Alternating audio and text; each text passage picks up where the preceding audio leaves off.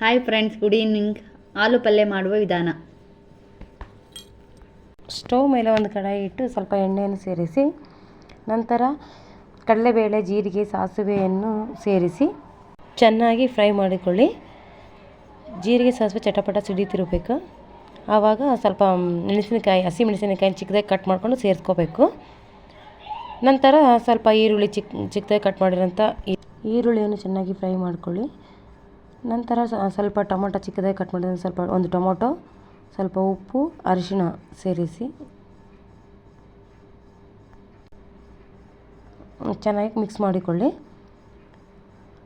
ಚೆನ್ನಾಗಿ ಮಿಕ್ಸ್ ಆದ ನಂತರ ಸ್ವಲ್ಪ ಫ್ರೈ ಆಗಬೇಕು, ಚೆನ್ನಾಗಿ ಟೊಮೊಟೊ ಸಾಫ್ಟ್ ಆಗಬೇಕು. ಆವಾಗ ಬೇಯಿಸಿದ ಆಲೂಗಡ್ಡೆಯನ್ನು ಸೇರಿಸಿ ಚೆನ್ನಾಗಿ ಮಿಕ್ಸ್ ಮಾಡಿಕೊಳ್ಳಿ. ನಂತರ ಸ್ವಲ್ಪ ತುರಿದ ಕೊಬ್ಬರಿ, ಕೊತ್ತಂಬರಿ ಸೊಪ್ಪನ್ನು ಮೇಲೆ ಹಾಕಿ ಮಿಕ್ಸ್ ಮಾಡಿ, ಈಗ ಆಲೂಗಡ್ಡೆ ಪಲ್ಯ ಸವಿಯಲು ಸಿದ್ಧ. ಇದು ದೋಸೆ ಮತ್ತು ಚಪಾತಿಗೆ ಒಳ್ಳೆ ಕಾಂಬಿನೇಷನ್. ನೀವು ರೈಸಲ್ಲೂ ಸೈಡ್ಸಾಗಿ ಯೂಸ್ ಮಾಡ್ಕೋಬೋದು. ತುಂಬ ಚೆನ್ನಾಗಿರುತ್ತೆ. ಯೂಸ್ ಮಾಡಿ. Thank you.